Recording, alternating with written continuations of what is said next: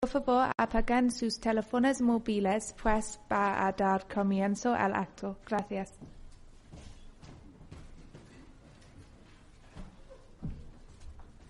Buenas tardes a todos y a todas. Hoy empezamos el ciclo titulado Retos de la Física Fundamental. Es el cuarto año, estábamos echando cuentas antes con mis colegas cuántos años llevamos viniendo aquí, con ocasión de la Semana de la Ciencia. Bueno, este es el cuarto año que damos estas charlas, cuyo objetivo fundamental es explicar gran parte de los temas que se desarrollan en el Instituto de Física Teórica. Y, de hecho, todos los speakers, casi todos, yo creo, son miembros del Instituto o tienen una asociación o la han tenido en el pasado. Entonces, el objetivo de estas charlas pues, es difundir lo que es la ciencia, salir de nuestra torre de marfil, ¿no? Y tratar de hacer este esfuerzo que nos viene muy bien también a nosotros, ¿no? De difundir estas cosas que hacemos, los trabajos teóricos. Bueno, básicamente somos teóricos, algunos tienen más contacto con los experimentales, como lo veréis. Hoy hay un fenomenólogo, ¿verdad? O dos, de hecho. Otros son más teóricos, el contacto con el experimento es más lejano. Pero bueno, en todo caso, las ideas que manejamos pues son un poco están en la frontera de la física. Y son retos de conocimiento, ¿no? Bien, el primer conferenciante hoy va a ser David Cerceño, que ha sido miembro de nuestro instituto y en este momento pues es asociado al IFT, Instituto de Física Teórica, pero es miembro permanente de la Universidad de Durham. Ahí veis la afiliación. Y él es un experto mundial en el tema de la materia oscura. Entonces, bueno, espero que nos ilustre un poco más sobre este tema tan interesante. David. Muy bien, muchas gracias. Bueno, muchas gracias, Germán, por la introducción. Tengo que agradecer también al Instituto de Física Teórica por la invitación a participar en estas charlas. Yo estuve también me parece que fueron 4 años, en el ciclo también que organizamos entonces, y como ha dicho Germán, ahora mismo estoy en la Universidad de Durham. Entonces, la verdad es que les agradezco mucho la invitación. Y os agradezco a todos vosotros también que hayáis venido a escuchar esto, que es un tema que a mí por lo menos me apasiona. Llevo trabajando en él pues casi ya por lo menos 12 o 13 años en intentar explicar qué es esto de la materia oscura. Y digamos que así de formación, para que sepáis un poquito de dónde vengo, yo soy físico teórico, es decir, intento entender un poco cuáles son los ladrillos fundamentales de la física, cómo entender la naturaleza a nivel fundamental y, en este caso, la física teórica, la física de lo microscópico, me está intentando ayudar también a entender la física de lo más grande, que es la física del universo. Entonces vais a oír muchas de las transparencias que voy a presentar hoy, vais a ver muchas galaxias, vais a ver estrellas, pero todas las aplicaciones que estoy intentando hacer de física a esos niveles van a ser principalmente desde el punto de vista de física de partículas. ¿Okay? Entonces, a mí por lo menos es una asociación que también me parece muy interesante, ¿no? Como de algún modo ambas escalas se complementan o se influyen entre ellas, ¿de acuerdo? Bueno, así sin más, a mí me gusta cambiar los títulos, entonces yo creo que el título original que di podía ser un poquito distinto, pero digamos que he retitulado esto como Buscando la materia oscura debajo de las piedras. Y casi ahora, en último momento, iba a poner Por tierra, mar y aire. Pero bueno, el caso es que llevamos buscando materia oscura y ahora os explicaré un poquitín qué es esto durante ya mucho tiempo. Entonces, hoy lo que quería resumir un poco es cuál es la idea principal detrás de esta componente tan exótica del universo, cuáles son algunas de las ideas teóricas que tenemos para explicarla y, sobre todo, me quería centrar un poquito más, Germán ha mencionado antes la conexión con el experimento, en qué esfuerzos experimentales estamos haciendo hoy en día para buscar estas partículas y cuál es el estado actual del campo. ¿Okay? Entonces, así sin más, yo creo que es importante darnos cuenta de que durante el siglo XX el campo de la física ha tenido hemos pasado de saber apenas nada acerca del universo a conocer mucho, ¿no? Hemos tenido un progreso bastante grande, ¿de acuerdo? En concreto, hemos pasado a comprender cuáles son algunas de las características principales del universo y probablemente una de las más llamativas y una de las más fáciles de entender, por lo menos cualitativamente, es el hecho de que el universo se está expandiendo. Esto es una observación que podemos remontarnos ya a los tiempos de Edwin Hubble, quien observó que todas las galaxias, en término medio, se están acercando las unas de las otras. Y en concreto, desde nuestra posición en el universo, podemos ver que en término medio, de nuevo, todas las galaxias se están alejando de nosotros. ¿Okay? Por supuesto, esto no sucede necesariamente a escalas más pequeñas, en las cuales a lo mejor la atracción gravitacional de algunos de los objetos hace que estos tengan movimientos peculiares algo diferentes, pero por eso hago énfasis también en el término medio. Esta expansión, además, no es exactamente igual a todas las distancias, y concretamente Edwin Hubble observó que las galaxias más lejanas parecían estarse alejando a mayor velocidad que las galaxias cercanas. En sus observaciones y en observaciones posteriores, por lo menos a escala pequeña, parece que la ley que rige la velocidad a la que se separan las galaxias frente a la distancia que las aleja de nosotros es casi perfectamente lineal, ¿no? Y esto es una ley que se conoce hoy en día como la ley de Hubble. La constante h, esta que relaciona la velocidad y la distancia, la conocemos como constante de Hubble, y hemos sido capaces de medir esta velocidad por medio del estudio de la luz que emiten algunas de las estrellas cuya física creemos conocer mejor, ¿okay? Que son supernovas. Esencialmente lo que estamos haciendo es estudiar la luz de estos objetos y ver cómo, por efecto de esta velocidad que tienen con respecto a nosotros, esta luz se ve desplazada hacia frecuencias más altas o frecuencias más cortas. ¿Okay? Esto es un efecto que se conoce, por lo menos para la luz, desde hace ya tiempo. Es un efecto que se conoce como corrimiento Doppler y nos permite, de algún modo, medir estas velocidades de manera bastante precisa. De nuevo, esto no sería posible si no conociéramos también la física de este tipo de supernovas. Entonces, bueno, esto ya es de por sí bastante llamativo, porque, bueno, no solamente el hecho de que todos los objetos se estén alejando de nosotros, sino que si rebobinamos hacia atrás en el tiempo, eso implica que hubo un momento en el cual todos estos objetos tuvieron que estar muy cerca los unos de los otros, ¿de acuerdo? Y esto necesariamente nos lleva a la idea de que el universo, si rebobinamos lo suficiente, en algún momento fue muy denso, muy caliente y, de nuevo, con unas densidades o con unas temperaturas muy altas. Esto, de algún modo, también es la idea que subyace detrás del Big Bang, ¿no? Que el universo, en sus comienzos, pues eso, fue muy denso, muy caliente y se ha ido expandiendo y enfriando a partir de entonces, ¿no? De hecho, hoy en día conocemos o creemos conocer la física que rige todos esos procesos bastante bien hasta un determinado punto, ¿ok?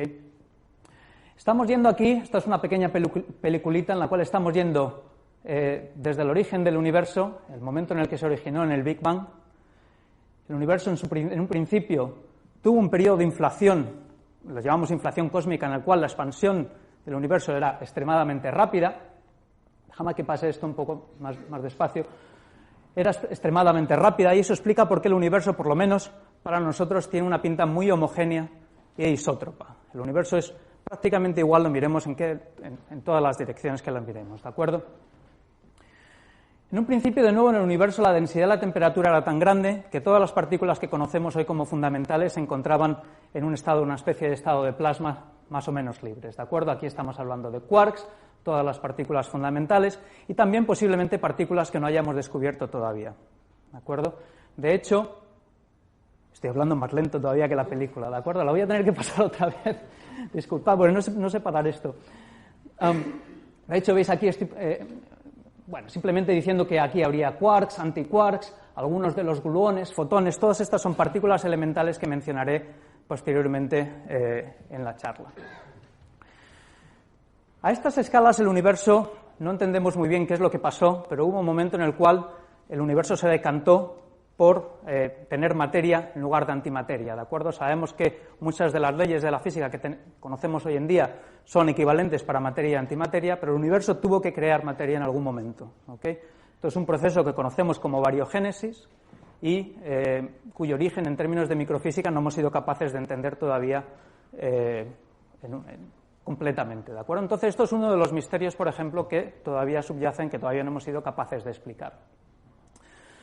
Conforme el universo se iba expandiendo e enfriando, estas partículas que en un principio estaban libres empiezan a formar estados ligados, ¿ok? Los quarks se empiezan también a formar entre ellos, por ejemplo, bariones, los primeros protones y los neutrones se forman aquí. Daos cuenta de las escalas de tiempo que estamos manejando. Esto sucede en los primeros fracciones de segundo del universo. Poco después, cuando el universo tenía aproximadamente 100 segundos, empiezan a formar los núcleos más ligeros. Estos protones y neutrones se agrupan en forma de helio, litio, deuterio, etc. Este es un proceso que conocemos como nucleosíntesis. Cuando pasan aproximadamente 100.000 años, son los electrones los que se recombinan con estos núcleos y forman los primeros átomos. En estos momentos, o momentos después, el universo se vuelve de repente transparente a los fotones, y son estos fotones los que podemos ver hoy en día en forma de un fondo de radiación de microondas que también explicaré un poquitín más adelante, ¿de acuerdo? Para que el universo llegue a este fondo de radiación de microondas necesitamos esperar aproximadamente unos 300.000 años. Entonces os dais cuenta de que ya las escalas de tiempo empiezan a cambiar un poquitín. Y a partir de entonces simplemente el universo se sigue enfriando, las estructuras se están formando, empezamos a formar cúmulos de galaxias, etcétera, etcétera, hasta que llegamos hoy en día. A mí una de las observaciones que más me llama la atención de todo esto, y que a lo mejor simplemente porque la hemos oído ya bastantes veces, a lo mejor no nos suena tan sorprendente, es que podemos poner fecha al universo. El universo tiene una edad de 13.700 millones de años. ¿Okay? Y eso, con un error que por supuesto nos viene asociado de la medida de la constante de Hubble, pero a mí eso de por sí ya me parece bastante sorprendente. Eso es sorprendente, y también es sorprendente el hecho de que la teoría del Big Bang no es simplemente una teoría cualitativa que nos dice que el universo se está expandiendo de cualquier manera y ya está. Es una teoría que también nos permite hacer cuentas y decidir, por ejemplo, evaluar cuánta materia se ha formado en el universo. En este proceso que yo estaba llamando, por ejemplo, nucleosíntesis, cuántos núcleos se han formado de cada tipo. Y esto es una predicción que nosotros podemos comprobar después simplemente con observaciones del universo. Y vemos que además se ajusta bastante bien. Es decir, el Big Bang no es solamente una descripción cualitativa en papel, sino que nos permite hacer cálculos muy detallados de cómo es la abundancia del universo, que además está de acuerdo con lo que vemos. ¿De acuerdo? Entonces, bueno, en base a esta, digamos, esto es una foto a gran escala de lo que es el universo. Por lo menos parece que entendemos lo que estamos viendo. Os hablé antes del fondo de radiación de microondas y no me puedo resistir a enseñaros esto que, bueno, yo creo que es la fotografía más antigua del universo que tenemos, ¿de acuerdo? Esto es el cielo, los distintos colores indican distintas temperaturas y el cielo aquí está expandido como si fuera un mapa mundi, ¿de acuerdo? Como en todas las fotografías, nosotros no estamos en esa fotografía porque la estamos tomando, ¿de acuerdo? Lo único que hemos hecho ha sido extender la fotografía que hemos tomado en todas las direcciones del cielo. Y estos distintos colores representan diferencias de temperatura del orden de la millonésima de Kelvin, ¿de acuerdo?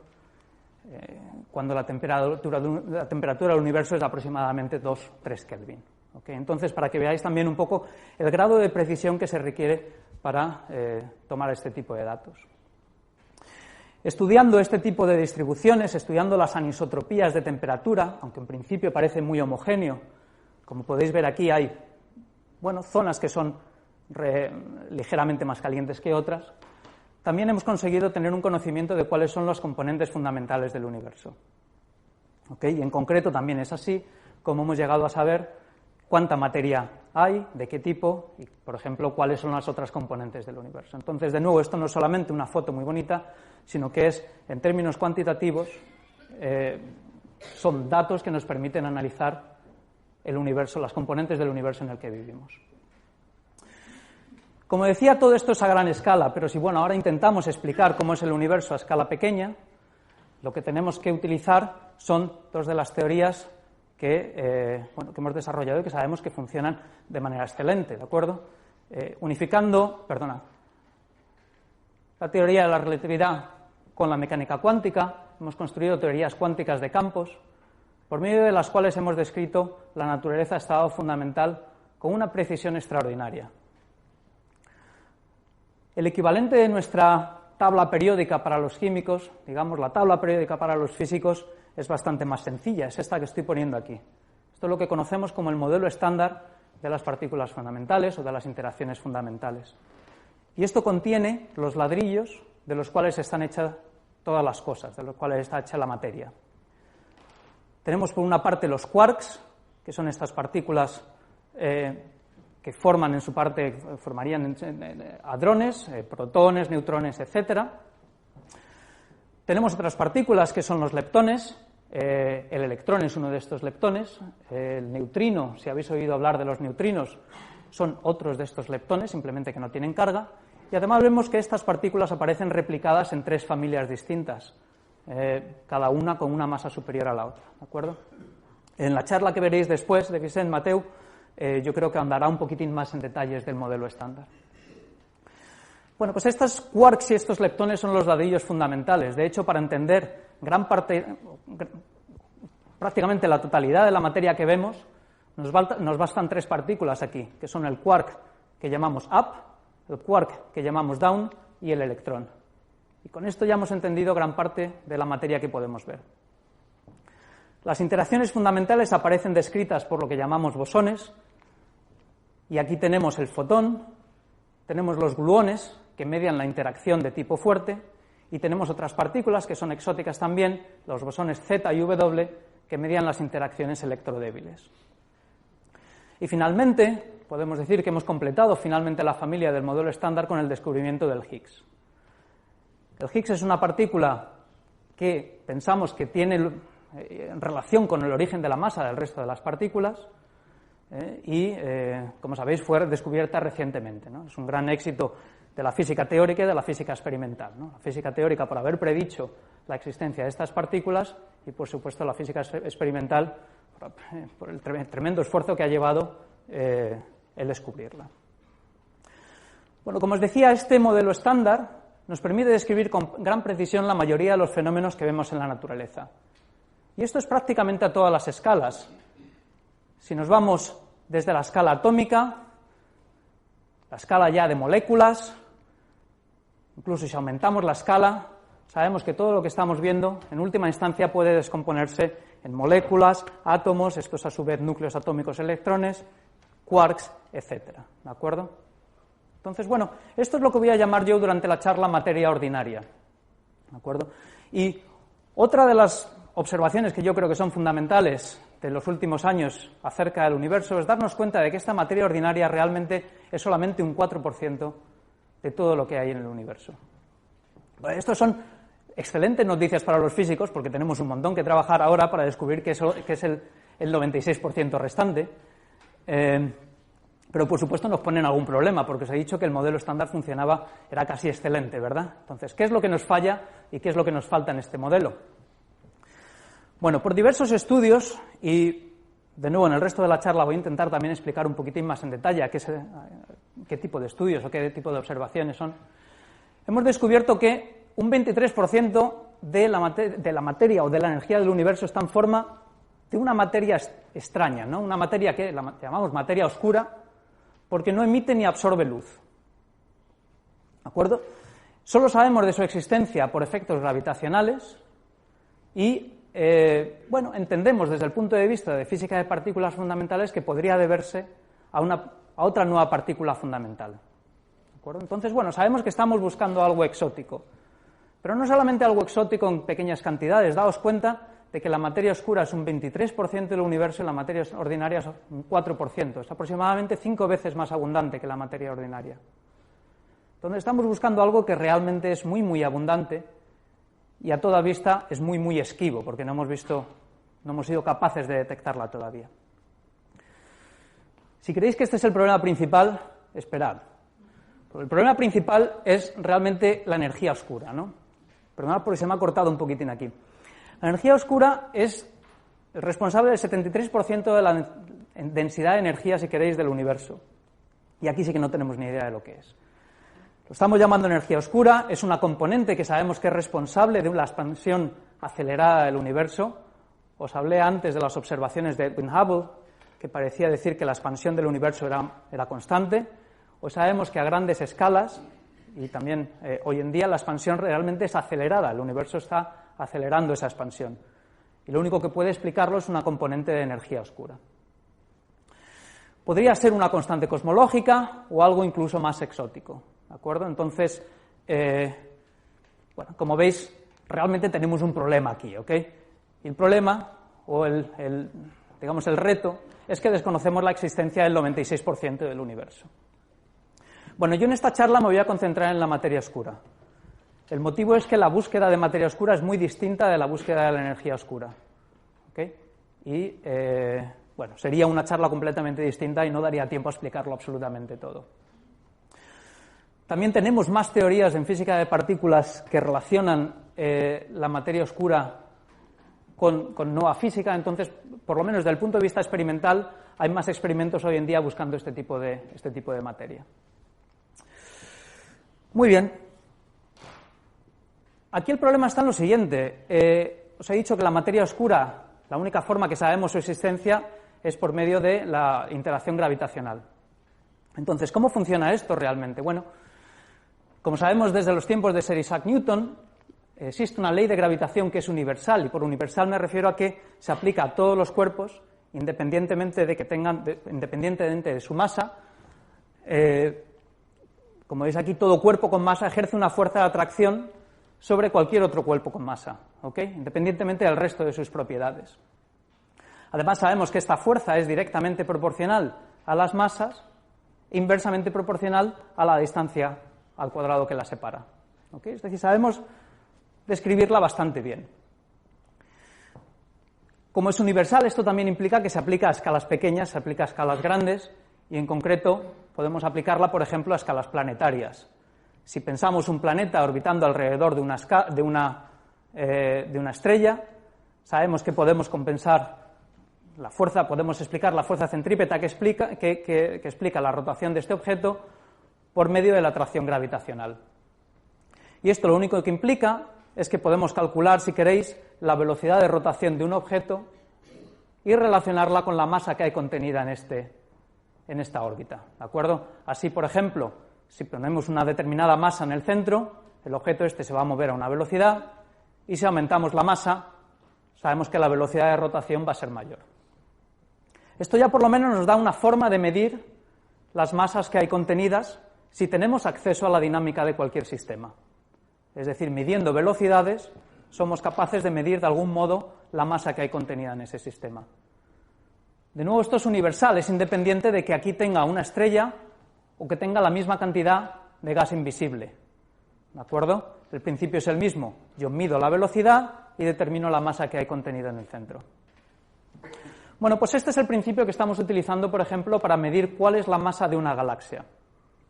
Aquí lo único que estamos haciendo es irnos a escalas aún mayores, pero en esencia lo que tenemos que hacer es lo mismo.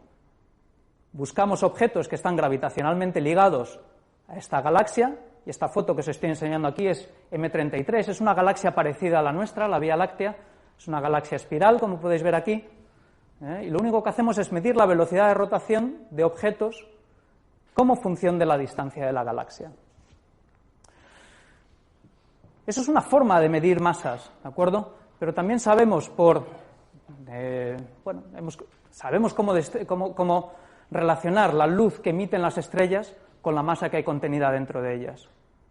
Entonces, una forma alternativa de pesar una galaxia consiste en medir cuánta luz nos llega y convertir esa cantidad, esa luminosidad, en una masa, ¿de acuerdo? Esto nos da dos medidas de la masa que en principio deberían ser equivalentes. Si no son equivalentes, obviamente estamos perdiéndonos algo de la masa que sería oscura. Esta es la misma galaxia que os he puesto antes, es M33, la he tumbado para ponerla en un eje. Este es el radio, la distancia con respecto a esta galaxia, y aquí en el eje vertical voy a estar representando la velocidad de los objetos como función de la distancia. Si la galaxia contuviera solamente materia luminosa, por medio de la ley de Newton, lo que esperaría es que las velocidades aumentarían siempre y cuando estuviera dentro de la galaxia, simplemente porque tendría más masa dentro del sistema, y empezarían a decaer como la raíz cuadrada de la velocidad, podéis ver aquí, según nos alejamos en la distancia. Pues bien, las observaciones parecen desviarse significativamente de esto, ¿de acuerdo? Estas son las observaciones que se hicieron en su momento sobre la llamada curva de rotación de esta galaxia, y esto nos indica que aquí tenemos un problema. ¿De acuerdo? Yo creo que aquí estáis todos de acuerdo conmigo en que esta línea no coincide con esta línea ni en broma, ¿no? En realidad hay que tener un poquito más de cuidado al hacer el análisis y ver, por ejemplo, que hay componentes de gas que emiten poca luz a lo mejor en la galaxia, etcétera, etcétera. Pero, digamos, por lo general es imposible reconciliar esta curva con la predicción que tenemos sobre la materia luminosa de la galaxia. Si tomamos la resta, lo que vemos es la componente oscura de la galaxia que nos estamos perdiendo, y lo que vemos es que necesitamos compensar la componente visible de la materia oscura con una componente que viene de un halo de materia oscura que llamamos alrededor de la galaxia. Aquí hay dos observaciones. La primera es que la desviación de estos puntos con respecto a esta curva nos dice cuánta materia oscura necesitamos y también nos dicen hasta qué escala necesitamos extender el halo de materia oscura. Y lo sorprendente aquí es que, de nuevo, necesitamos muchísima materia oscura, es aproximadamente el 90% de toda la masa de la galaxia, y que además nos tenemos que ir a distancias casi 10 veces mayores que el propio radio de la galaxia. Es decir, estamos de nuevo buscando un objeto muy extenso. Lo que hoy en día pensamos, y tanto las observaciones como las simulaciones numéricas parecen estar de acuerdo con esto, es que la parte visible de la galaxia que observamos, pongamos que por término medio son unos 10 kiloparsecs, tiene que venir acompañada de un halo gigantesco de materia oscura de unos 100 kiloparsecs que no vemos. Y esta es la componente que vamos a buscar, ¿de acuerdo? La consecuencia también es que hay mucha más materia oscura que materia ordinaria, materia luminosa. No me puedo resistir tampoco a poner, normalmente siempre se enseña una curva de rotación así muy limpia, ¿verdad? Aquí es casi obvio que nos está faltando algo. Las observaciones dentro de nuestra propia galaxia son complicadas porque estamos dentro de la misma galaxia, ¿de acuerdo? Entonces, hay veces que es más fácil ver las cosas cuando están fuera de nuestra propia galaxia que la nuestra. Pero esto que veis aquí es la curva de rotación de la Vía Láctea. Para que os hagáis una idea, Madrid está más o menos aquí. Aquí. ¿De acuerdo? Los distintos colores corresponden a distintas observaciones. Las barras de error os dan una idea de las incertidumbres que hay en estas medidas, pero en término medio, esto es una curva de rotación que permanece plana hasta distancias de casi 25 kiloparsecs. ¿De acuerdo? Estudiando esta curva de rotación, llegamos a la conclusión, por ejemplo, de que en nuestra posición de la Vía Láctea hay una densidad de materia oscura de 5 por 10 a la menos 24 gramos por centímetro cúbico. No sé si eso os parece mucho o poco. Eso es muy poquito, ¿verdad? ¿Cuál es la densidad del agua? Es 1 gramo por centímetro cúbico, ¿no? Entonces estamos buscando algo que en apariencia es extremadamente, es muy poco denso, ¿de acuerdo? Entonces aquí ya también empezáis a ver un poco cuál es la dificultad de observar esto. El único motivo por el que hay más materia oscura es porque el halo es muy extenso, ¿de acuerdo?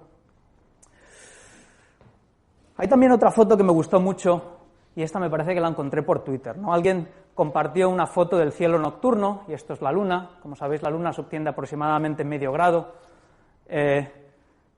y es una foto, para dar crédito a quien tomó la foto, ¿de acuerdo? Es una foto de Stephen Ram. Entonces alguien se dio cuenta de que el cielo sería mucho más espectacular si pudiéramos ver algunas de las galaxias que no son tan lejanas, ¿de acuerdo? Y concretamente Andrómeda es de las galaxias, es la que tenemos más cercana, ¿de acuerdo? Es M31. Si pudiéramos ver toda la luz que emite el disco galáctico de Andrómeda, sería 7 veces, el ángulo que se obtiene es 7 veces mayor al de la Luna, ¿de acuerdo? Obviamente es una luz que, pese a que Andrómeda está bastante cerca, ¿de acuerdo?, no podemos verla. Entonces solamente llegamos a ver Andrómeda, solamente el centro, ¿de acuerdo? Pero fijaos que esto es bastante espectacular. Esto es un montaje que hizo Buckley Houston, entonces la verdad es que de nuevo es muy espectacular. Este montaje lo he hecho yo con PowerPoint, entonces es bastante menos espectacular en lo estético, pero lo que he hecho aquí ha sido superponer lo que sería el halo de materia oscura de Andrómeda. Es que de repente el cielo ya es incluso más interesante, ¿vale? Esto lo he tomado de una simulación por ordenador, que es la simulación Acuario. Entonces aquí veis varias cosas. El halo de materia oscura, en principio, pensamos que es aproximadamente esférico, no exactamente esférico, pero aproximadamente. Y como veis aquí tiene algún tipo de subestructura. Lo que estoy haciendo es poner la materia oscura si pudiéramos verla. ¿de acuerdo? Entonces veis aquí que hay regiones más densas, regiones menos densas de materia oscura, y lo que pasa, por supuesto, es que la materia luminosa también cae en esos mismos pozos de potencial, ¿de acuerdo? Pero, bueno, esto es una simulación por ordenador del halo de materia oscura.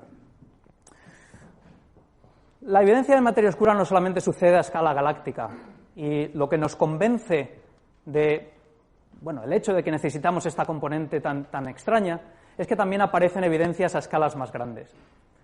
De hecho, una de las primeras observaciones hechas por el astrónomo Fritz Zwicky en el año 1930-33 se centraba en el cúmulo de galaxias de Coma. Son aproximadamente 1000 galaxias. Lo que hizo fue medir las velocidades de estas galaxias y, por argumentos muy similares a los que he utilizado para hablar de la curva de rotación, la conclusión a la que él llegó es que los objetos se movían demasiado deprisa. Y se movían demasiado deprisa teniendo en cuenta la poca luz que este cúmulo emite. ¿De acuerdo? Entonces, sus conclusiones también fueron muy similares a las que ya he descrito. Hay mucha más materia que la materia que podemos ver, ¿de acuerdo? Como no la vemos en el fondo negro de la galaxia o del universo, por lo menos la llamamos materia oscura. Os he enseñado antes también simulaciones numéricas de una galaxia. Esto es una simulación numérica yéndonos a escalas incluso más grandes. Para que os hagáis idea, las intersecciones que veis aquí de estas estructuras más o menos filamentosas podrían albergar varias galaxias, ¿ok? Un cúmulo de galaxias. Entonces veis que estamos yéndonos a escalas cada vez más grandes del universo. Esto que parece un fondo de piscina es en realidad los resultados de la simulación Millennium que hicieron también en la Universidad de Durham. Esto es una simulación en la cual, utilizando técnicas numéricas, empezaron con una densidad de materia oscura aproximadamente homogénea y la dejaron evolucionar en el tiempo. Lo que se obtiene es una estructura filamentosa. Nosotros no podemos ver estos filamentos, pero lo que esperamos es que las galaxias y los cúmulos de galaxias caigan en las regiones más densas, que serían las regiones luminosas. Y esto, de nuevo, también está bastante de acuerdo con las observaciones que tenemos de estructuras a gran escala. El universo a gran escala, por lo menos cuando lo miramos en el visible, lo que vemos también es la misma estructura filamentosa, ¿de acuerdo? Entonces, todo parece por lo menos indicar que necesitamos esta componente. Os he puesto este ejemplo de la Universidad de Durham, pero aquí también en la Universidad de Madrid hay un grupo, que es el grupo que se llama Constrained Local Universe, que también hace simulaciones muy parecidas. Es decir, empezando con una densidad de materia aproximadamente homogénea, lo que veis aquí es que, dejando evolucionar el tiempo, la materia oscura por atracción gravitacional forma estas estructuras filamentosas. Como veis, por ejemplo, aquí las estructuras pequeñas se forman primero y después las estructuras más grandes se van formando por acumulación de objetos.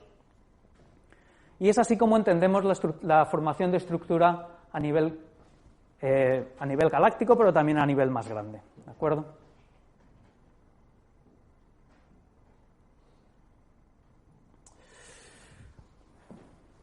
Esto también nos da la idea de que, estos filamentos en principio también deberíamos ser capaces de observarlos. Y de hecho lo sorprendente es que, esto es una observación de hace unos años solamente.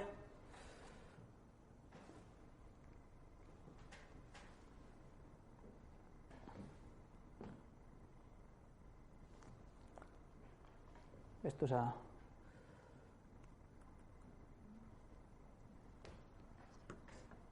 fallo técnico.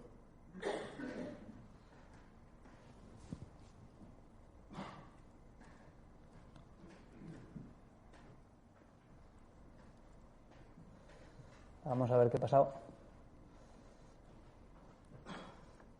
Bueno.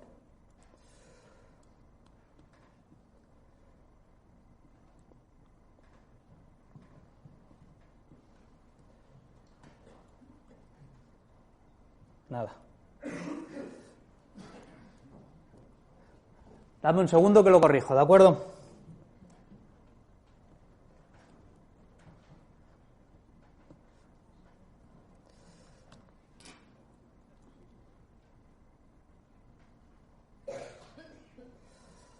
Vamos a ver.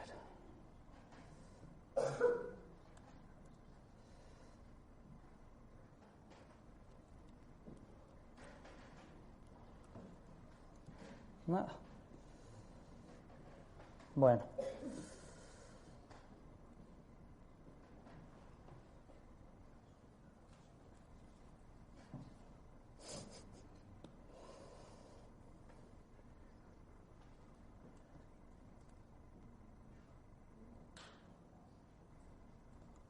Conseguido romperlo todo.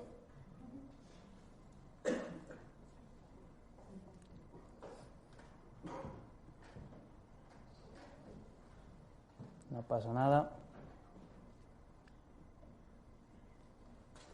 Muy bien.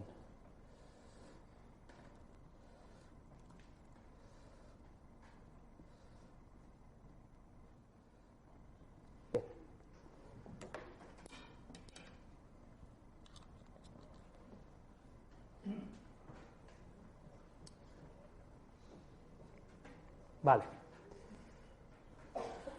Bien, como os decía, esta estructura filamentosa, perdona por el...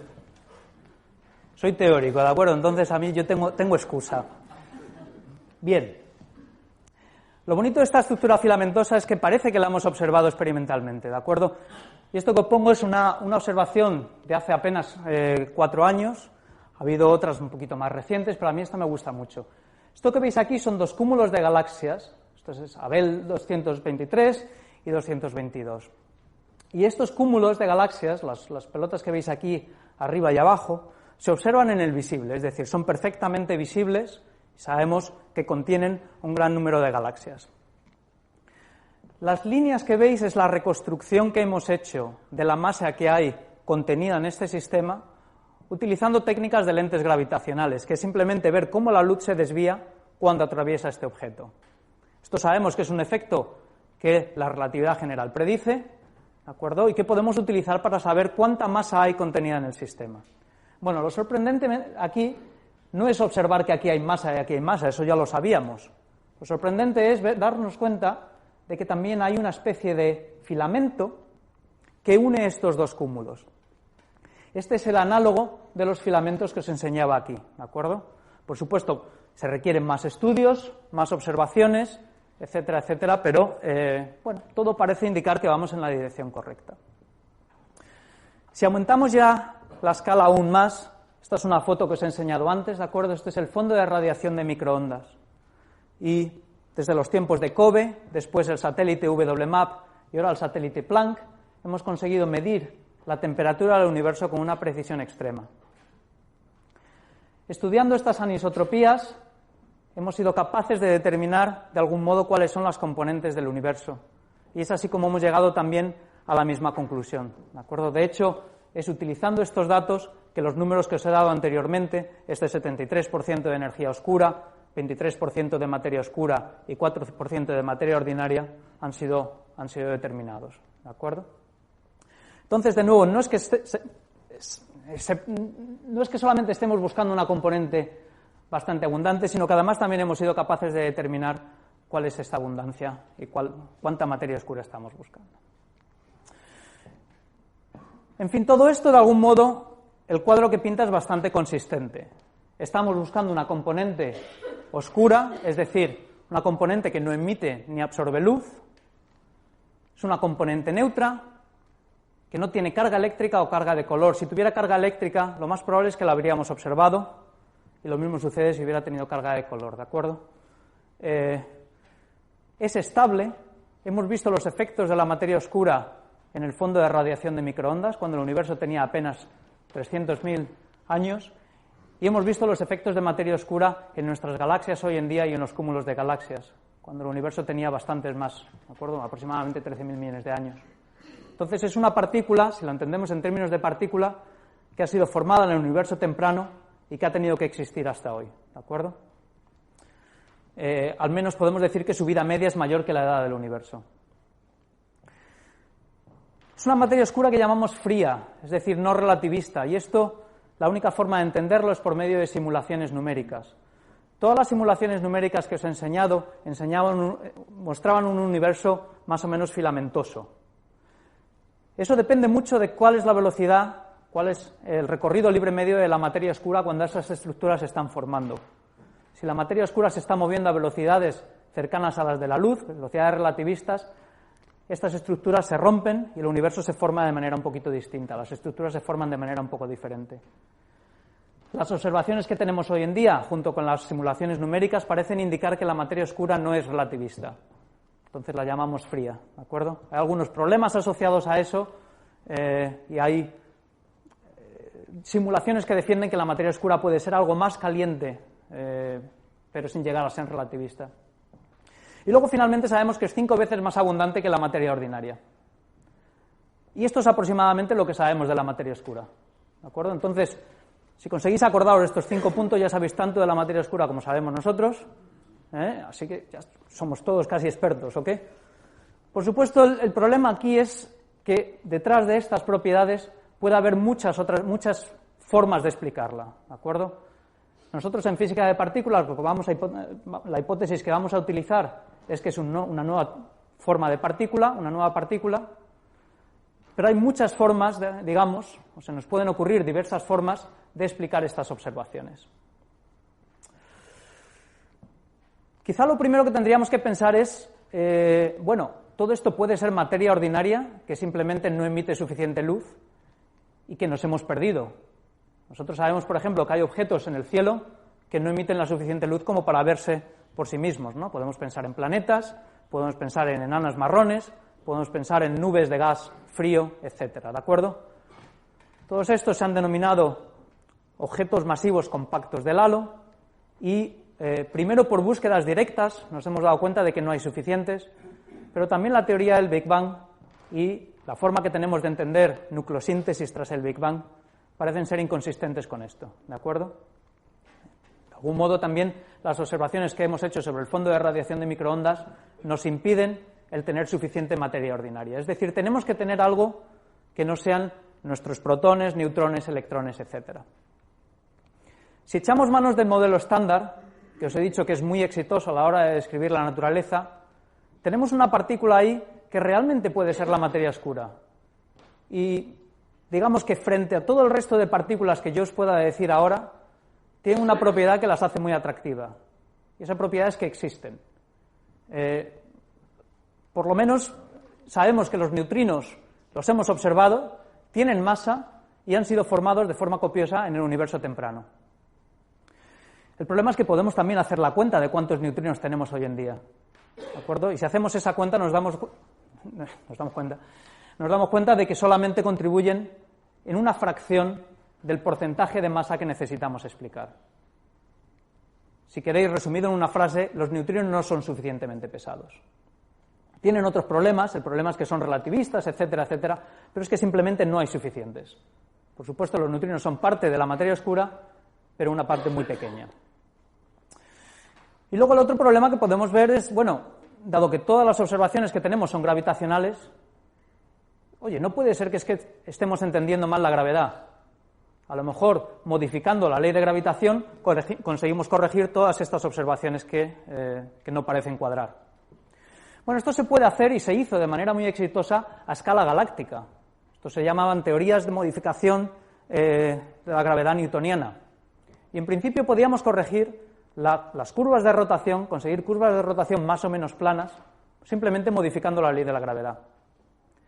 El problema es que eso arregla el problema a una escala, pero no lo arregla a todas las escalas. Y como os he dicho, por ejemplo, necesitamos también tener materia oscura a escalas de cúmulos galácticos e incluso a escalas del universo entero, ¿no? Entonces, realmente, estas modificaciones de la ley de gravedad no explican el fenómeno a todas las escalas. Con esto concluimos, entonces, que lo que estamos buscando es un nuevo tipo de materia. Y si estamos buscando un nuevo tipo de materia, estamos buscando un nuevo tipo de partícula, nueva física, y es aquí cuando el problema, que en principio era puramente astrofísico, se convierte en un problema para los físicos de partículas. ¿De acuerdo? Y es por eso por lo que el problema de la materia oscura hoy en día es inevitable. Trabajas en el ámbito que trabajes en física de partículas, de algún modo tienes que o bien intentar explicar si tus modelos tienen materia oscura o intentar evitar todas las cotas observacionales que tenemos hoy en día sobre este tipo de partículas. Cuando hablamos de nueva física es inevitable, por supuesto, también hablar del LHC. Esta es la máquina con la que hoy en día estamos buscando física más allá del modelo estándar y es una máquina que es sensible a teorías tales como, por ejemplo, supersimetría, dimensiones extra, etcétera. ¿De acuerdo? Muchas ideas teóricas que hemos postulado para explicar teoría más allá del modelo estándar. Simplemente para daros una idea del tipo de modelos en los que estamos pensando cuando pensamos en materia oscura, supersimetría es una teoría en la cual generalizamos ya las simetrías del universo y decimos, por ejemplo, que existe una simetría que relaciona fermiones y bosones. Lo que esto implica es que a cada partícula que tenemos del modelo estándar le corresponde una partícula supersimétrica que en principio tendría que tener la misma masa. Como sabemos que eso no lo hemos observado, sabemos que si supersimetría existe, tiene que estar rota. ¿De acuerdo? Pero bueno, si supersimetría existe y está rota, tenemos un conjunto de partículas asociadas a nuestras partículas del modelo estándar que serían bastante pesadas. Una de las hipótesis que manejamos es que una de estas partículas, la más ligera de las supersimétricas, podría ser estable y podría ser la materia oscura. Pero de nuevo, esto es una teoría, ¿de acuerdo? Que nosotros hemos postulado para explicar también otras posibles anomalías del modelo estándar, pero bueno, en principio es una cosa que tenemos que testar. De nuevo, la forma de buscar supersimetría puede ser en el LHC, y si también nos da una partícula de materia oscura, entonces también tenemos otras posibilidades, ¿de acuerdo? ¿Qué otras posibilidades tenemos? Bueno, el problema que tenemos de nuevo es que si la partícula de materia oscura no se puede ver, ¿cómo podemos detectarla? Bueno, la forma de detectarla va a ser buscar de algún modo las huellas que deja en nuestros detectores, intentar idear un detector que sea sensible, si no a la materia oscura, a sus interacciones con algunas otras partículas. De algún modo es equivalente, por ejemplo, a intentar detectar a un hombre invisible simplemente por las huellas que deja en la nieve, ¿no? Lo que estamos buscando es la traza de esa materia oscura. Aquí ahora ya nos tenemos que ir, si queremos detectar materia oscura, tenemos que irnos a donde hay materia oscura primero, ¿vale?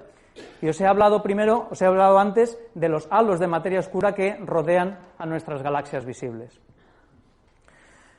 Bueno, en términos de física de partículas es concebible que estas partículas de materia oscura se puedan aniquilar y formar partículas ordinarias. Esto, de nuevo, en términos astrofísicos no lo entenderíamos del todo, pero si conseguimos describir la materia oscura como partículas elementales, estos son procesos que podemos describir perfectamente. Estas aniquilaciones pueden darnos neutrinos, fotones, pueden darnos antimateria, y esto serían las huellas en la nieve que estamos buscando. ¿De acuerdo? Es decir, tenemos que idear un experimento que sea sensible a estas partículas y de algún modo separar cualquier proceso ordinario que pueda producirlas.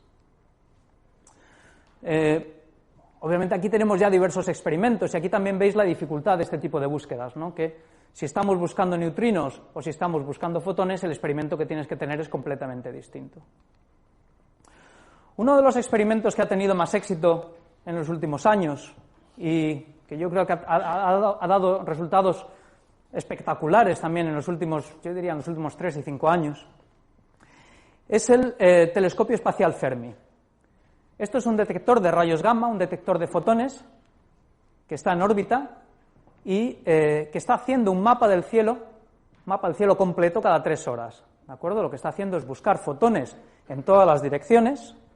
Lo que estamos haciendo después es ponerlos en un mapa similar al que os he enseñado antes del fondo de radiación de microondas. Este es el cielo según lo observa Fermi.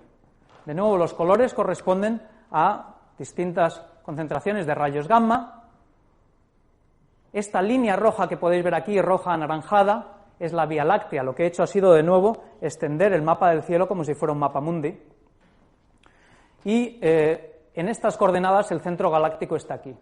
Entonces, obviamente, lo que veis aquí es que desde el disco de la galaxia, de manera no sorprendente, nos está llegando mucha luz. ¿De acuerdo? Según nos alejamos del disco hacia, digamos, en direcciones perpendiculares, la luz disminuye. El problema que tenemos aquí es, obviamente, estamos buscando la materia oscura a través de luz.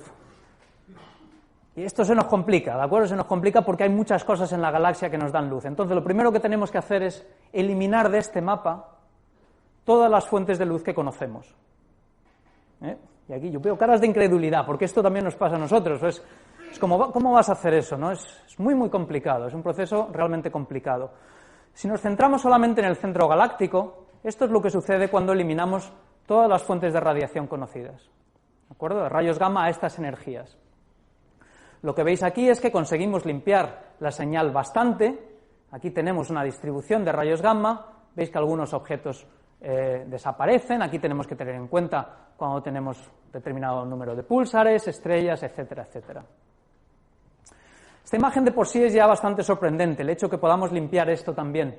Pero lo más sorprendente quizá es que tenemos una imagen residual aquí. ¿De acuerdo? Esta imagen lo que significa es que con el fondo que conocemos de estrellas, milipúlsares, etcétera, no podemos explicar toda la luz que nos llega del centro galáctico. Esto se ha postulado como una posible señal de materia oscura, ¿de acuerdo? Y lo interesante es que podría corresponder, si lo intentamos explicar desde el punto de vista de materia oscura, a una partícula con una masa aproximadamente 100 veces la masa del protón, que es perfectamente razonable desde el punto de vista teórico. También hay que tener cuidado, este tipo de observaciones también serían compatibles con otras fuentes astrofísicas que podían haber estado, digamos, que no podíamos no haber detectado todavía, ¿de acuerdo? Aquí hablo, por ejemplo, de un determinado número de púlsares. De hecho, el mismo satélite Fermi ha buscado esa señal en otro tipo de objetos, en galaxias enanas satélites a nuestra propia galaxia, y no las ha observado. ¿De acuerdo? Entonces, bueno, es una posible observación que no hemos podido confirmar por otros métodos. De nuevo, en física no nos basamos solamente en una observación, tenemos que contrastarla con otro tipo de fuentes, ¿ok? Y esto es una de las observaciones que en principio a mí me parecía muy prometedora, pero que por lo menos de momento no se ha confirmado. Otra forma de confirmar esto es por medio de otros experimentos. Y ya que os he hablado de búsquedas de tipo indirecto, en las cuales la materia oscura se tiene que aniquilar, hay otros experimentos que lo están buscando. Es concebible, por ejemplo, que la materia oscura se hubiera acumulado gravitacionalmente dentro del Sol o dentro de la Tierra, y dentro de estos objetos se aniquila en un par de neutrinos, que son los que buscamos después. La forma de buscar estos neutrinos ya no es con telescopios, lo que estamos buscando son, bueno, telescopios de neutrinos si queréis, y esto es un ejemplo de ellos. Esto es una recreación del experimento Antares, que opera en el Mediterráneo. Cuando digo en el Mediterráneo es por debajo del Mediterráneo, ¿de acuerdo? Esto es agua. La idea es la siguiente, la materia oscura se aniquilaría en neutrinos en el centro de la Tierra, o en el centro de este objeto, viajaría, chocaría en la roca, se convertiría en un muón, y el muón es una partícula cargada que dejaría una huella, dejaría una traza en nuestro experimento, ¿de acuerdo?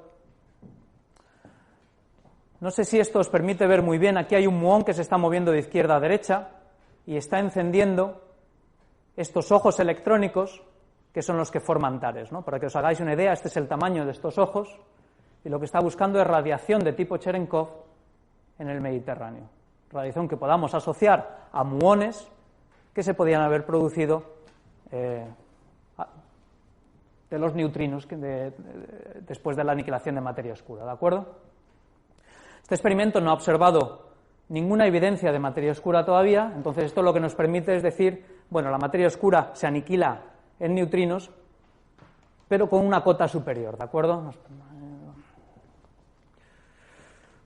Obviamente, cuanto más grande sea tu detector, más precisa es tu búsqueda. Y esto que os enseño, esto es el Polo Sur, ¿de acuerdo? Esto es la base Skod Amundsen, y por debajo del hielo, a una distancia de unos 2 kilómetros, se encuentra el detector Amanda y Ice Cube. ¿Okay? Amanda era más pequeño, Ice Cube, en inglés cubo de hielo, es un detector gigantesco, ¿de acuerdo? Para que os hagáis una idea, esta es la Torre Eiffel a escala, estos son 3 kilómetros por debajo de la superficie del hielo, y de nuevo el principio es el mismo, son ojos electrónicos que están buscando la radiación Cherenkov de partículas cargadas que se podían haber producido después de la aniquilación de materia oscura. Para acabar, dejadme que os hable de un tipo de búsqueda más directa, ¿de acuerdo? Y cuando os decía buscando materia oscura debajo de las piedras, es a esto a lo que me refería. La búsqueda directa se basa en detectar las partículas de materia oscura físicamente, cuando chocan con tu detector. Y aquí el problema que tenemos es que la materia oscura interacciona muy, muy poquito. De hecho, de nuevo sabemos que nuestra Tierra está inmersa en este halo de materia oscura, de manera que sabemos que nos cruzan partículas de materia oscura, pero no las vemos, no las detectamos. Puede ser que no hay muchas partículas y solamente pasan a lo mejor cuando estamos dormidos. Pues vamos a hacer la cuenta, ¿no? Para cambiar un poco, hemos hecho la cuenta con una botella de agua. Entonces, de nuevo, utilizando las densidades que os he enseñado antes de materia oscura, en las botellas de agua que os bebéis todos los días, o bueno, si no os la bebéis todos los días deberíais, pensemos, por ejemplo, que es una botella de medio litro.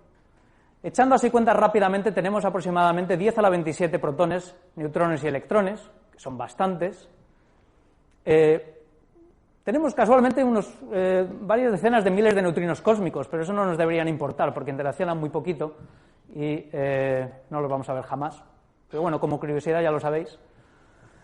Y aproximadamente, si tenemos una partícula de materia oscura de una masa de 100 gigaelectronvoltios, 100 veces la masa del protón, como la que explicaría la señal del centro galáctico, tendríamos una. ¿Ok? Entonces, bueno, ya sabéis, cuando os bebéis una botella de agua, aproximadamente tenéis una partícula de materia oscura. No es que la estéis bebiendo, porque enseguida que la movéis, va a haber otra partícula de materia oscura. A la partícula de materia oscura le importa muy poquito que vosotros movéis la botella, ¿no? Pero bueno, es más o menos esto lo que estamos buscando. Entonces, bueno, no parece haber muchas, pero se mueven muy deprisa. La velocidad de la materia oscura en nuestra posición en la galaxia es de unos 300 kilómetros por segundo, de manera que, y este número siempre está mal porque doy la charla muy lento, ¿de acuerdo? Aproximadamente unas 20.000 millones de partículas de materia oscura nos han atravesado durante esta charla, ¿vale?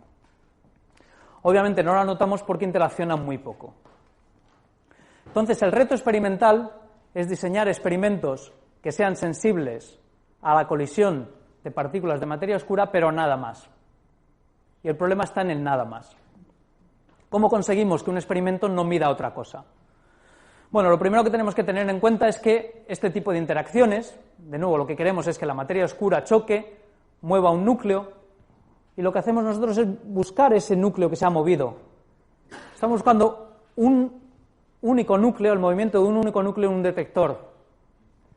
La forma en la que lo buscamos es, bueno, pues porque ese núcleo puede ionizar el medio, puede emitir luz o puede aumentar localmente la temperatura del medio. Si estamos hablando de un cristal, puede provocar oscilaciones. Pero de nuevo son todo oscilaciones o efectos producidos por el retroceso de un solo núcleo. Bueno, lo primero que tenemos que hacer es darnos cuenta de que si ponemos nuestro experimento en superficie, mal vamos. Mal vamos porque tenemos un flujo de partículas que nos vienen del cosmos, rayos cósmicos, nos vienen, simplemente también de radiactividad que tenemos alrededor, que estaría iluminando nuestro experimento constantemente. Entonces, lo primero que tenemos que hacer es llevarnos nuestro experimento bajo tierra, protegerlo de lo que viene siendo, por ejemplo, toda la radiación cósmica. Este es el monte Tobazo, esto está en los Pirineos, y debajo del monte Tobazo está el laboratorio subterráneo de Canfranc. ¿De acuerdo? Está situado en una antigua línea de ferrocarril que unía España y Francia. En su origen tenía un laboratorio muy pequeñito, a una profundidad de unos 1.500 metros. Hoy tiene un laboratorio muy espectacular, como veis, una distancia a una profundidad de unos 2 kilómetros. ¿De acuerdo? Esto es ideal para hacer este tipo de experimentos, porque la montaña nos sirve de protección. Todo el material que tenemos encima nos sirve de protección, nos elimina todos los rayos cósmicos y podemos por lo menos asegurarnos de que cuando medimos la materia oscura u otros efectos que queramos medir.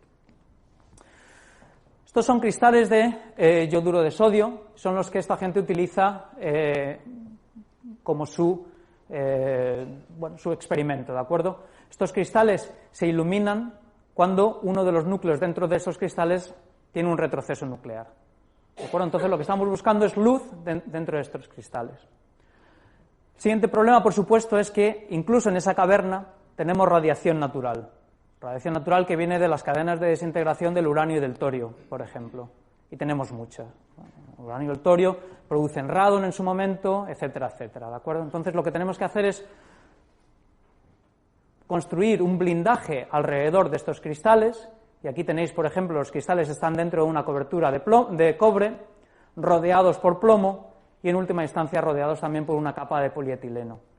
Y todo este blindaje está diseñado para apantallar toda la radiación de la cueva. Por supuesto, los materiales que utilizamos tienen que ser sumamente limpios. De nada nos vale limpiar la radiación que nos lleva de la cueva si estos materiales están sucios. Y por sucios me refiero, por ejemplo, a que tengan impurezas de uranio o torio o incluso a la radiación intrínseca del material en sí, ¿de acuerdo?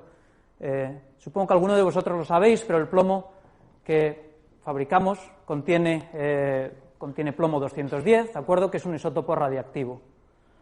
El plomo 210 tiene una vida media de unos 20 años, con lo cual realmente si queremos fabricar plomo y esperar a que sea lo suficientemente limpio como para utilizar en estos experimentos, deberíamos esperar varios cientos de años o incluso miles de años. Entonces, claro, esto no es una cosa que le guste a las agencias, es una forma, digamos, de conseguir plomo limpio, que es simplemente irnos a plomo que se ha fabricado hace mucho tiempo, ¿no?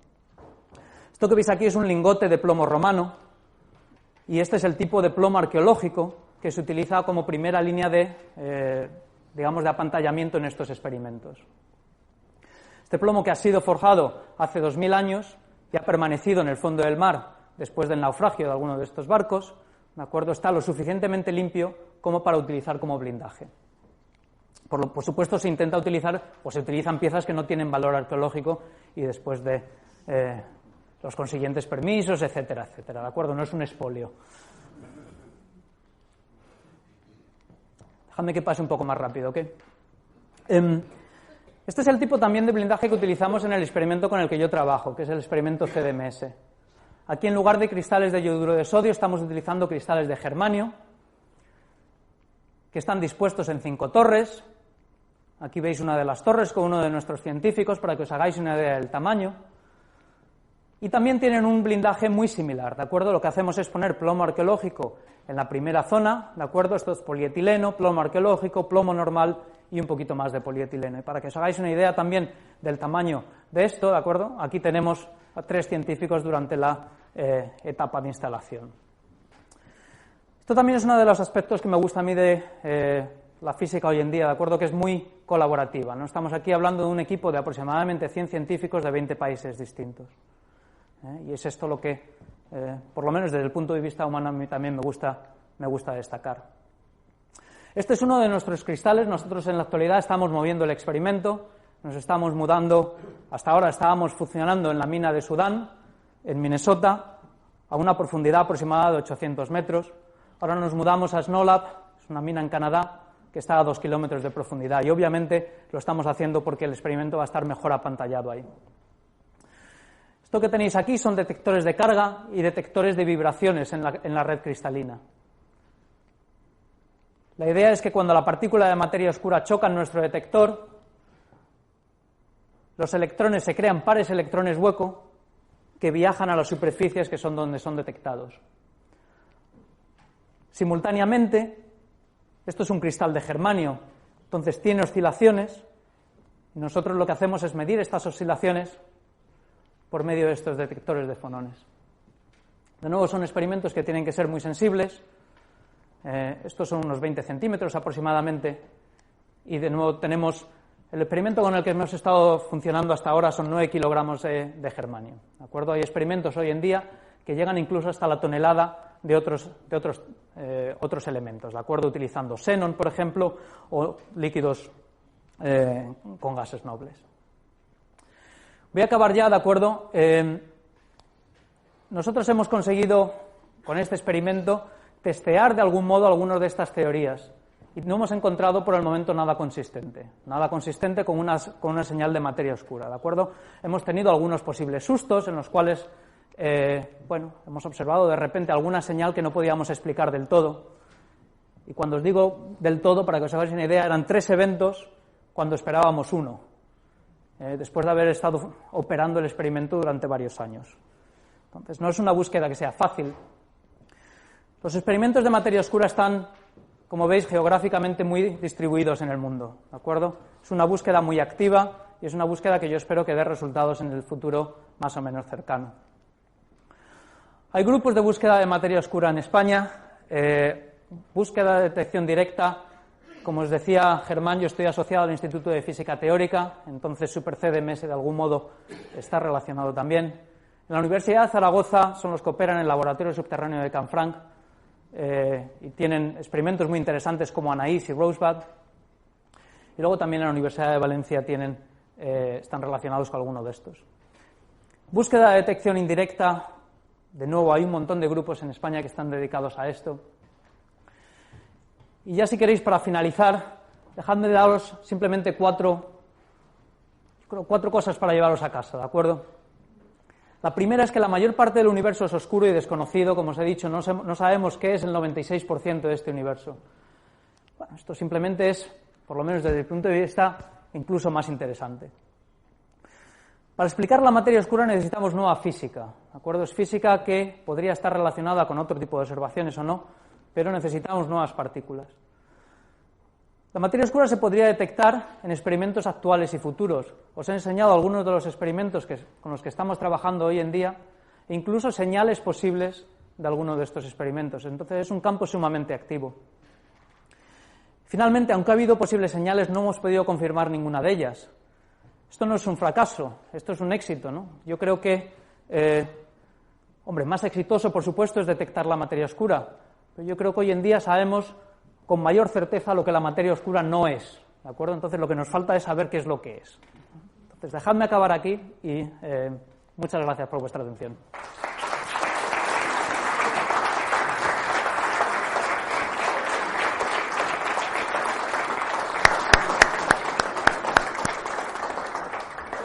Abrimos un turno de preguntas.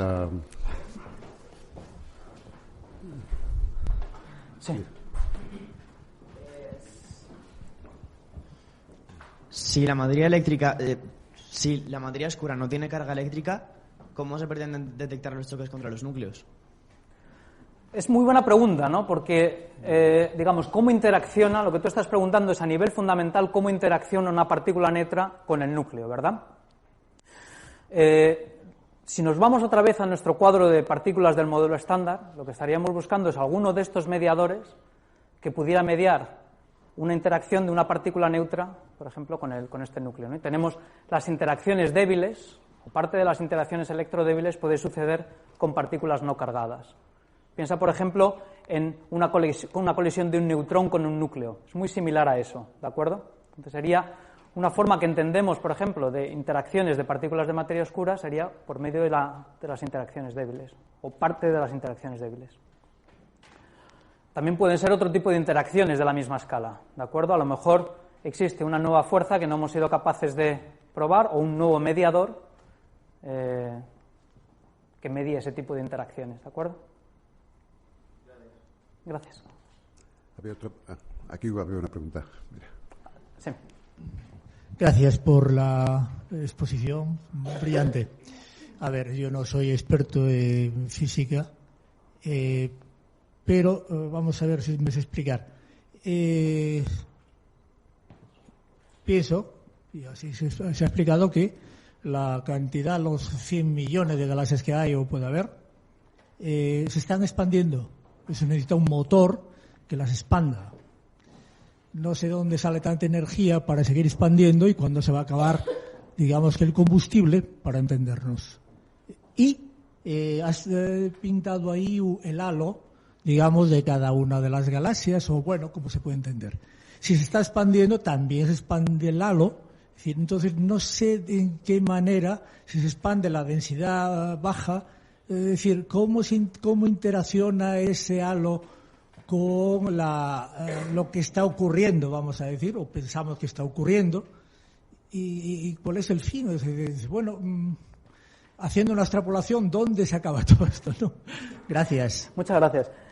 Bueno, como os decía también, la velocidad de expansión es proporcional a la distancia, por lo menos en primera instancia, ¿de acuerdo? Entonces, especialmente cuando estamos hablando de dinámicas locales, de dinámicas a escala galáctica, a la hora de describir estos halos de materia oscura, la expansión del universo no es tan tan relevante, digamos. Nosotros lo único que estamos sintiendo es la gravedad del propio halo, o la gravedad de la propia galaxia, ¿de acuerdo? Entonces no esperaría que a esas escalas nosotros pudiéramos ver ningún efecto, por ejemplo, de la expansión del universo, ¿de acuerdo? Lo que estamos viendo es la gravedad del propio halo, ¿ok? Luego, a escalas superiores, hombre, eso es precisamente lo que nos ha hecho darnos cuenta de que algo en nuestra descripción del universo estaba fallando cuando la expansión del universo a escalas más grandes parece ser acelerada. Precisamente una de las observaciones que nos ha hecho darnos cuenta de que alguna de las componentes del universo tenía que ser incluso más exótica, ¿no? Y esto es la energía oscura, ¿no? Darnos cuenta de que necesitábamos una componente que predijera de algún modo que la expansión del universo iba a ser acelerada. Y esto, de nuevo, lo único que tenemos que hacer es ver cuáles son las ecuaciones que rigen esa expansión, cómo esa expansión depende de los ingredientes que estemos metiendo en el universo, y en este caso adecuar esos ingredientes a las observaciones que estamos haciendo. ¿Dónde acaba? Bueno, en principio, como digo, ¿no? Ahora mismo estamos en una fase en la cual la expansión del universo parece acelerada. Entonces, bueno, no es que nos vaya a afectar mucho ahora, pero... Mira, había un...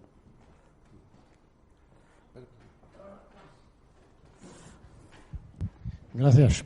¿La materia oscura ha sido siempre constante en la historia del universo o ha ido desapareciendo con el tiempo?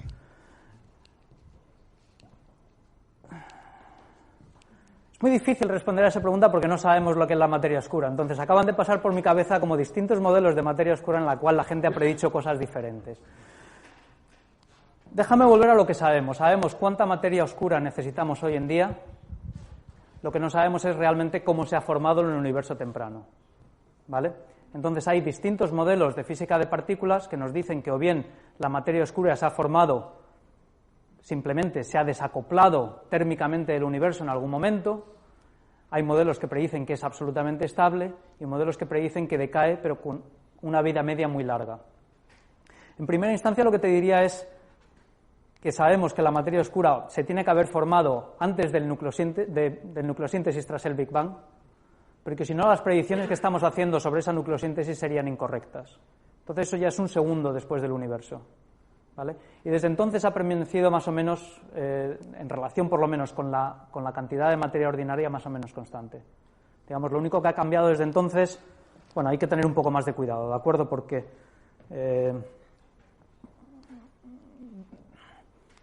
déjame que tenga un poquito más de cuidado. Desde que hemos medido el fondo de radiación de microondas, por lo menos, sabemos que están en proporción 5:1, y eso no ha cambiado desde entonces, ¿vale? De nuevo, lo que pasa antes de nucleosíntesis, cómo la materia oscura se ha formado, ahí ya depende de cuáles son los modelos que nosotros estemos construyendo. Y lo que tenemos que hacer es ver si esos modelos son viables en el universo temprano y si explican las observaciones hoy en día. Pero con lo que tenemos que trabajar es con las observaciones que tenemos, que son pocas. Es una respuesta confusa, pero es que tampoco podemos...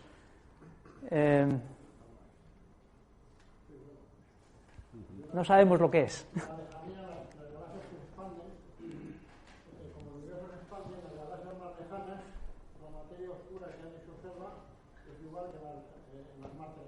A esas escalas de tiempo sí sería igual, sí. Ahí no esperamos que haya diferencias grandes, ¿no? De nuevo, no espero que haya diferencias grandes después del fondo de radiación de microondas, ¿de acuerdo? Una pregunta al final, luego seguimos por aquí. Hola. Hola. Lo que quería preguntar era esto sobre la energía oscura. Es que, a ver, el pensamiento actual de los investigadores es que se está expandiendo, ¿no? O sea, que se está expandiendo aceleradamente, ¿no? Con aceleración positiva. Pero debido a que hay... Bueno, yo lo que he leído o algo así es que Andrómeda, que es la galaxia más cercana a la Vía Láctea, se está acercando. Eso Sí. creo que es cierto, ¿no? Sí, pero porque es muy grande. Esto, de nuevo, volvemos a lo mismo, ¿no? A escalas locales, lo que estamos viendo son dinámicas que están regidas simplemente por la gravedad de los objetos alrededor nuestro. ¿De acuerdo? La expansión del universo lo que estamos viendo son escalas mucho más grandes. Cuando yo te estaba poniendo ejemplos ahí, muchas de estas supernovas son muchísimo más distantes que Andrómeda, ¿de acuerdo? Nosotros tenemos todo el grupo local, tiene su propia dinámica, y esa es en gran parte regida y luego, por donde están las distribuciones también de masa. he visto un gráfico donde se veía como los gráficos estos en forma mapamundi, igual que el de microondas, igual que el del observatorio Fermi, etcétera, ¿no? Entonces he visto uno también, que no sé cómo se llama, y que es de la posición del corrimiento al rojo, de Doppler. El mismo tipo de gráfico para todo el universo. Yo lo que me pregunto, o sea, porque, no sé, tengo un pensamiento de que a lo mejor lo de la aceleración positiva podría cambiar con el futuro, pero no, ya sé que hay muchos vestigios, pero aparte de la Andrómeda, ¿hay alguna otra galaxia que tenga corrimiento al azul? Pues supongo que, de nuevo, si miras en el grupo local tiene que haber algo más, ¿sabes? O sea, nosotros, de nuevo, estamos volviendo al... No, que yo sepa, no. No. De nuevo, o sea, tú, este mapa, esta línea que te he puesto, por ejemplo, para la ley de Hubble, ahí te he puesto, digamos, una escala muy pequeña, ¿de acuerdo? Si nosotros la extendemos a distancias más grandes, hay supernovas a distancias muchísimo más grandes que siguen esa misma línea, ¿de acuerdo? Entonces, no, sí. Dime.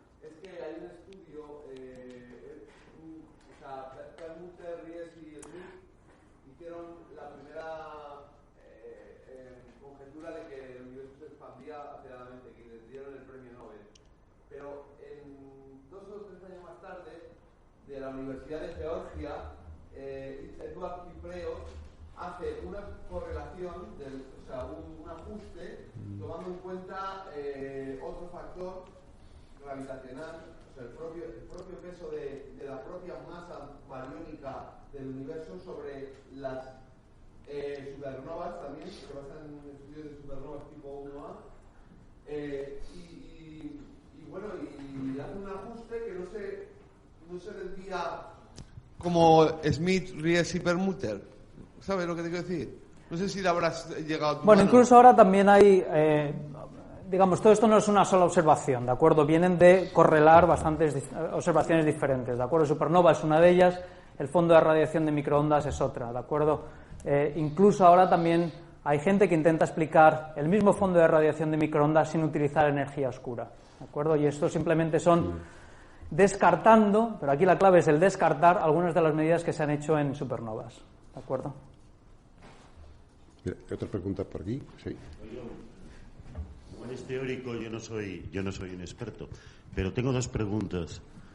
Desde el Big Bang, la materia oscura ha ido a su difusión, ha seguido la materia normal, es decir, van asociadas. Y segundo, pregunta también filosófica, la energía es la capacidad de un sistema de crear trabajo. ¿La energía oscura va asociada a la materia oscura y este es el sistema? Primero, la materia oscura es más abundante que la materia ordinaria, entonces es más bien al revés, es la materia ordinaria la que sigue la materia oscura. De hecho, la materia oscura crea los pozos gravitacionales en los cuales la materia ordinaria cae después, pero en efecto eso es lo correcto. Y luego, en cuanto a la relación entre energía oscura y materia oscura, no sabemos. Hay algunas de las cosas que hipotetizamos, por ejemplo, es que puedan estar relacionadas de alguna manera, pero no es trivial. Primero, porque no entendemos muy bien qué es la energía oscura en este contexto. Pero sí hay estudios, por lo menos, intentando entender si algún tipo de interacción entre lo que sea la materia oscura y la energía oscura podrían ser posibles y se podrían observar.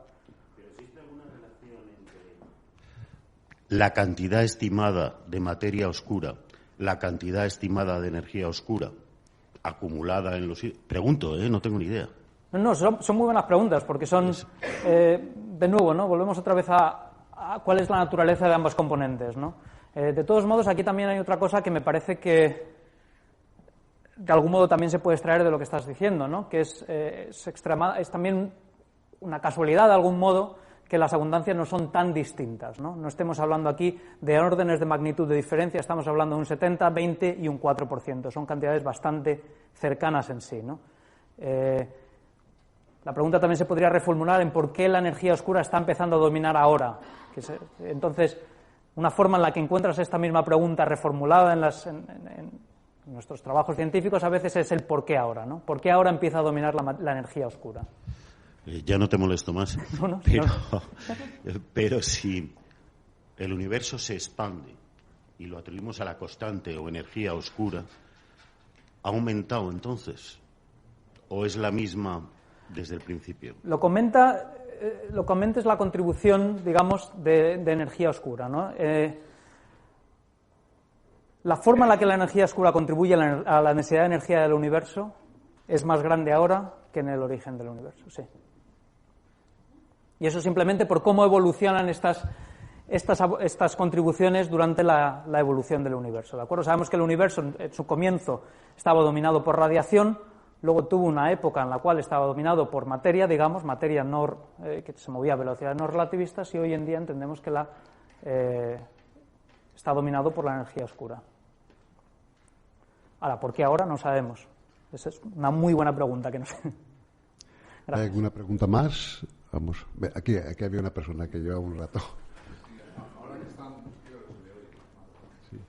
tan de moda los agujeros negros después del LIGO y todo esto, ¿crees que pueden jugar algún papel en la explicación de la materia oscura? Pues también se ha intentado, ¿no? Porque de nuevo lo que estás buscando es algo que sea oscuro de algún modo, ¿no? Si piensas en agujeros negros lo suficientemente masivos, el problema es que esos se podrían haber observado simplemente por búsquedas directas. O sea, un agujero negro moviéndose, imagina un halo de agujeros negros, ¿verdad? Si son lo suficientemente masivos podrías ver o bien por ocultación o por fenómenos de distorsión de la luz de alguna de las estrellas, del fondo de estrellas, los podrías haber observado. Y de hecho, las búsquedas de objetos masivos compactos en el halo se basan en ese tipo de cosas, ¿no? Entonces sabemos que, por lo menos, agujeros negros grandes, digámoslo así, no forman la materia oscura. Una posibilidad es que sean agujeros negros de tamaño intermedio, ¿de acuerdo? Entonces es una de las cosas también que se ha hipotetizado. Son objetos interesantes porque a lo mejor su colisión podría dar lugar a... de nuevo, los tienes que buscar de manera indirecta, ¿de acuerdo? Entonces a lo mejor una colisión de estos objetos podría dar lugar a cierto tipo de física que tú podrías buscar, ¿de acuerdo? Entonces, bueno, es una de las hipótesis que se ha barajado, sí. Gracias. Las preguntas que le puedes hacer ahora a David y vamos a agradecerle la fantástica charla que ha dado. Muchas gracias.